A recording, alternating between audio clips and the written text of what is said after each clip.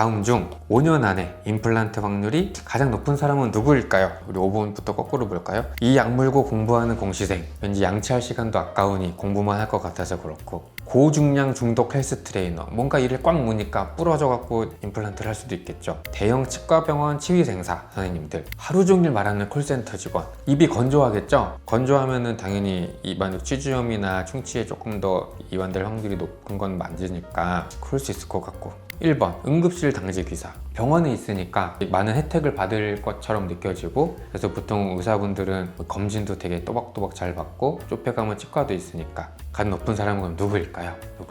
요 번호 내에서 확률이 가장 높으신 분은 이분이에요. 1번. 그리고 여기가 2번이 될 것 같아요. 2번. 놀랍죠? 안 놀라셨나요? 저만 놀랐나요? 왜 응급실에서 있는 당직의사 선생님이 임플란트 할 확률이 가장 높을까? 하나를 더 추가하자고 하면 교대 근무하시는 간호사 선생님 정도가 될 것 같아요. 이번 영상은 근로 환경과 구강 건강인데, 제가 이거를 왜 관심을 갖게 됐냐면, 제가 그랬죠. 환자분들한테 항상 관심이 많다. 치료 받으러 오는 환자분들을 유심히 보고, 제가 수학은 못하지만 머릿속으로 막 이렇게 숫자를 세보는 그런 경향이 있는데, 얼마 전에 임플란트 치료를 시작한 환자분이 건설 현장 노동자세요. 나이가 있으시니까 이가 그래도 있어야지 이제 식사를 하시고 일도 하실 텐데, 이가 하나도 없는 채로 오셨던 분이거든요. 제가 좀 놀랐어요. 왜 놀랐냐? 우리가 흔히 생각하는 이 3D 업종, 또 건설 현장 계신 분들, 불규칙하신 업종이 있으신 분들이 제 머릿속에서는 치석이 많든 충치가 많든 정말 이가 하나도 없든 집중이 되더라고요. 그래서 제가 좀 찾아봤더니 저같이 생각하는 사람들이 또 있어요. 논문들도 있고, 내가 이런 직업군에 있다, 혹은 내 주변 사람들이 있다고 하면 등을 떠밀어서라도 우리 구강 관리를 잘 할 수 있게 도와주셨으면 좋겠다는 마음에 영상을 준비를 해봤습니다. 우리 교대 근무라는 말 많이들 들어보셨을 거예요. 시프트 워크라고 하는지는 전 이번에 처음 알았어요. 우리가 교대 근무하는 거 어떤 분야가 있을까? 뭐 크게 의료 분야, 치안 및 안전 분야, 교통, 제조업, 서비스, 보안 분야가 있는데, 교대 근무라고 하는 게 그런 거죠. 몇 시부터 몇 시까지는 A가 일하고 몇 시부터 몇 시까지는 B가 일하는데, 이 근무 시간이 낮 시간 동안만 있으면 괜찮은데 남들이 자는 이 밤 시간에 교대 근무를 하는 게 이제 크리티컬한 거예요. 그래서 그런 분야에서 일하시는 분들이 뭐 간호사, 응급구조사, 응급실 당직의사, 치안과 관련된 직종들, 특히 뭐 철도에서 버스 하시는 분들 새벽같이 일을 하셔야 되잖아요. 특히 이제 콜센터 상담, 호텔 조금, 그리고 제가 정말 존경하는데, 방학 때 놀러 가거나 그랬을 때 그 새벽에 계속 깨 계시잖아요. 이거 되게 힘들거든요. 또 이제 보안 요원이신 분들도. 그래서 이 교대 근무 하시는 분들이 남들 다 잘 때 일을 해서 말똥말똥 깨 있어야 되는 그런 직종이라 관심 있게 봐주셨으면 좋겠습니다.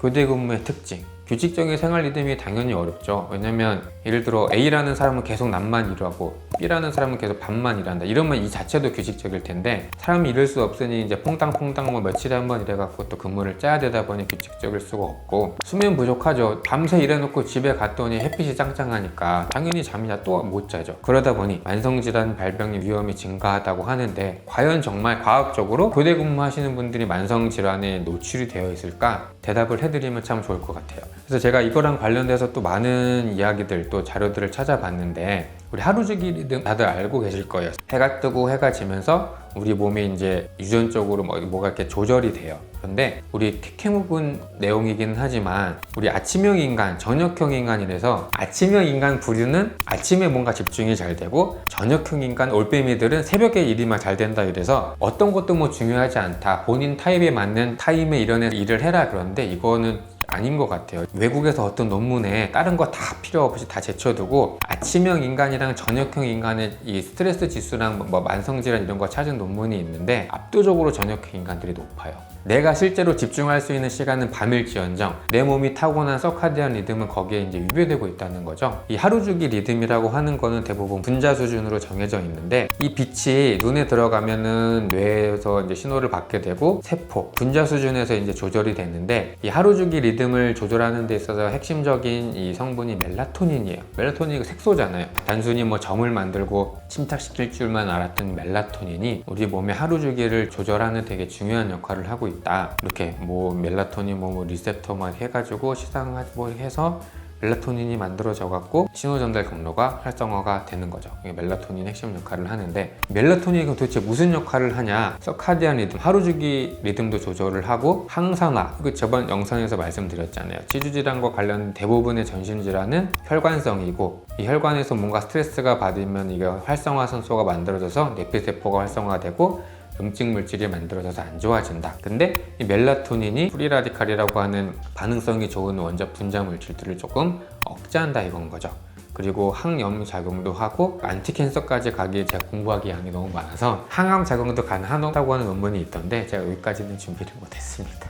그러면 하루 주기 리듬이 붕괴됐을 때 도대체 어떤 일이 일어나는가? 심장, 그 다음에 암 발생, 간, 뭐 여기 췌장도 그렇고 생식기도 그렇고 다 안 좋다고 하는데, 감히 치과 의사가 여기까지 손대는 건 너무 과한 거고, 저는 여기만 봐도 괜찮다고 생각하거든요. 말씀드렸잖아요. 치주 질환, 잇몸뼈가 이렇게 있으면 여기 잇몸뼈에 이제 영양을 공급하기 때문에 혈관이 중요하고, 이 혈관에 뭔가 문제가 생기면 대표적인 게 당뇨죠. 혈액 공급이 잘 안 되면 잇몸뼈가 내려갈 수밖에 없어요. 치주 질환이 잘 이완이 되는데, 이 하루 주기 리듬이 붕괴되면 혈관 관련된 여러 가지 안 좋은 일들이 발생을 하니까 당연히 치과 의사 입장에서도 그러면 이 하루 주기 리듬이 붕괴됐을 때 치주염이나 이런 것도 잘 이완이 될 수 있겠거니 생각을 할 수가 있는 거예요. 하루 주기 리듬이랑 관련된 여러 가지 논문들을 찾아보니, 하루 주기 리듬이 붕괴됐을 때 당뇨, 대사증후군, 고혈압, 심근경색 잘 일어나더라. 충분히 누구나 생각할 수가 있죠. 밤에 잠을 못 자니까 면역 반응도 떨어지고. 그런데 최근에 우리 전 세계적으로 뭐가 일었죠?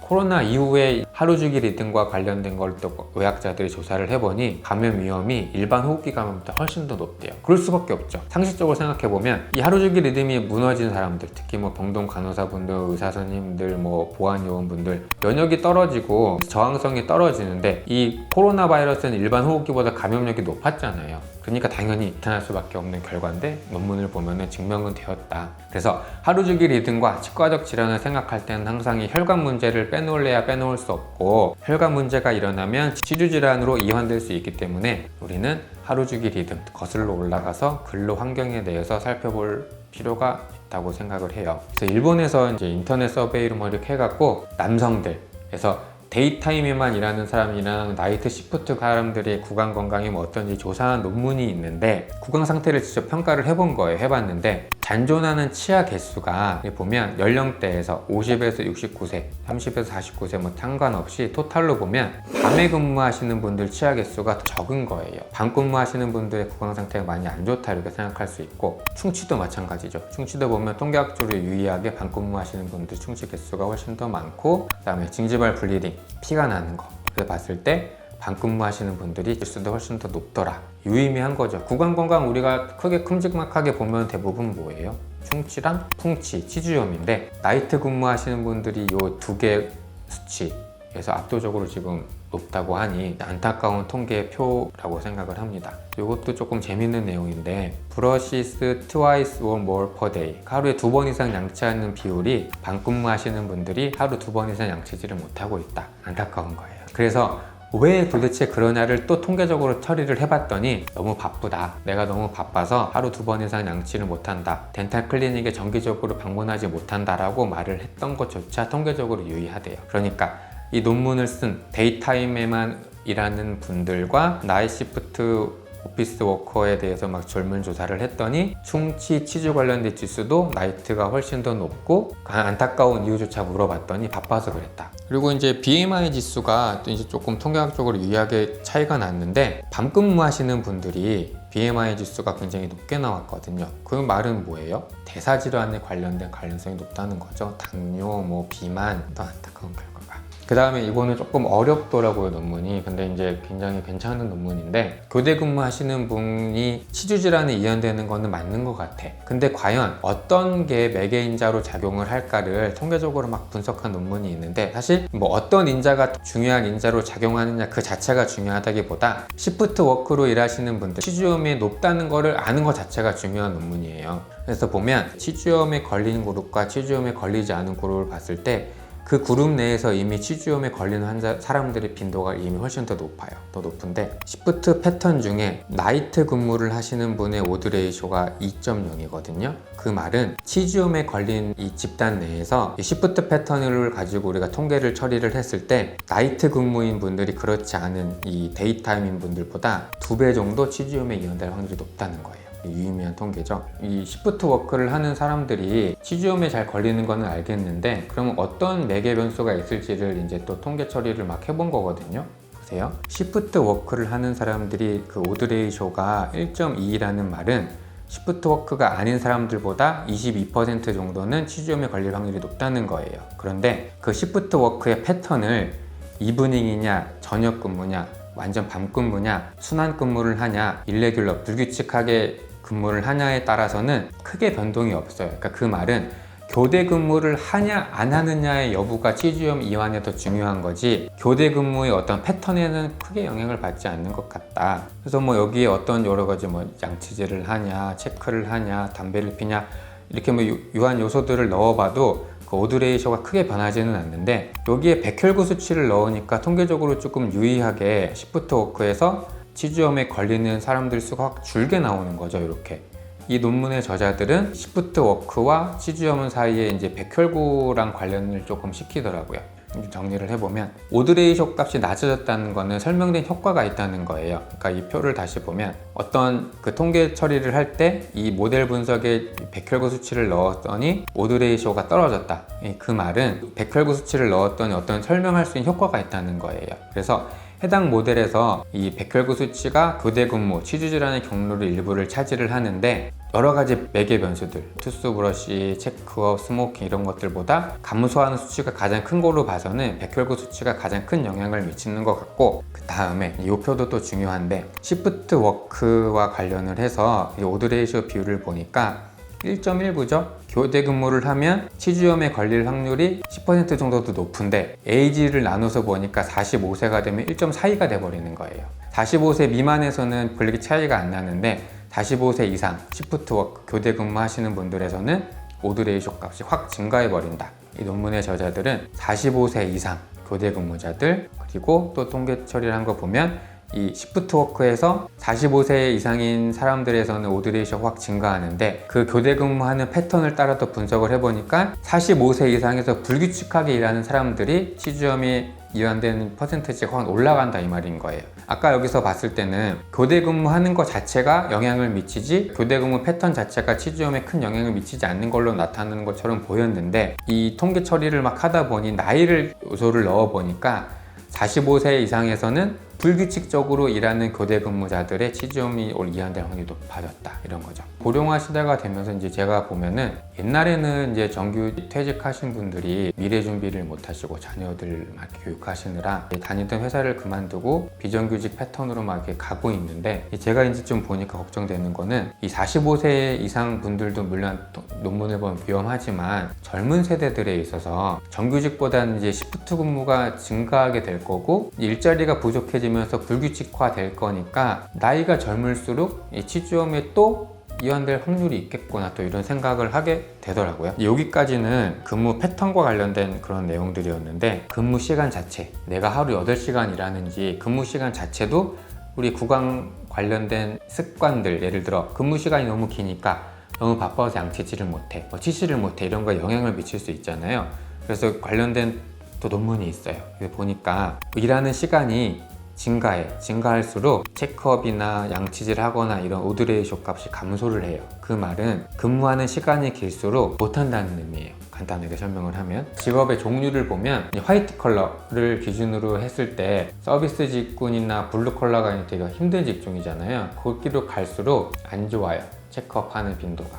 그리고 계속 고용이 보장됐냐 고용의 형태에 따라서도 이런 뭐 체크업이나 브러싱이나 다 떨어지는 거죠. 그런데 여기서 중요한 거는 고용 패턴이 아니라 제가 관심을 갖고 있는 시프트 워크인 거죠. 교대 근무가 아닌 사람들을 기준으로 했을 때 교대 근무인 사람들은 하루에 2번 양치질을 하는 거 시간 칫솔 하는 거 전부 다 떨어져요. 빈도가. 여기까지 공부를 하고 보니 제가 맨 처음에 소개를 해드렸던 제가 이 주제에 관심을 갖게 된 거에 답을 저는 스스로를 찾게 된 거죠. 저희 치과에 내원하셨던 많은 환자분들을 제가 머릿속으로 떠올려 보니 이렇게 3D 업종에 종사하시는 분들, 근무 패턴이 조금 불규칙한 것 같은 분들이 양치질은 잘한다고 표현을 하시는데 항상 치태치석이 껴오시고 충치도 많이 있고 이가에 없으신 분들도 있고 왜 그럴까라는 의문을 시작해서 찾아보니까 실제로 시프트 워크인 분들이 그렇지 않은 분들보다 사회경제적 지위가 낮은 경우도 많고 구강 관련된 습관들도 안 좋고 치주염도 이완도 잘 되더라.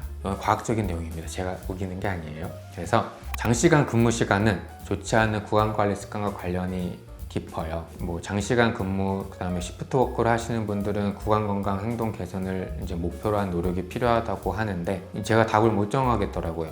교대 근무하시는 분들을 위해서 새벽에 회사에서 치과 문을 열 수도 없고 그분들이 아침 일찍 또 치과에 오기도 어렵고 또 근무 시간도 중요한데 아까도 말씀드렸지만 저학력, 블루칼라 직종, 저소득층에서도 참여도가 훨씬 낮아요. 빈익빈 부익부라고 하는 것들이 이제 이렇게 반복되는 거죠. 그래서 이제 여기까지 딱 이렇게 보면 근무 시간이 기니까 레귤러 체크업 할 수 있는 시간도 적고 그런 사람들이 양치질도 잘 안 하고 치실도 잘 안 하니 요새 한창 핫한 근무 시간을 줄여야 된다. 뭐 주 5일, 주 4일째 해야 되냐? 구강 건강 때문에 근무 시간을 줄여야 된다. 그거는 아니고 본론적으로 치과 의사들이 열심히 일을 해야 돼요. 이런 직군에 있는 환자분들의 루틴 델타 케어를 해드릴 수 있을지 치과 의사들이 고민해야 될 몫이라고 생각을 합니다. 그래서 저는 환자분들이 지겨울일 만큼 전화를 끊으시던데 보통 보니까 정말 전화 많이 하거든요. 치과에서.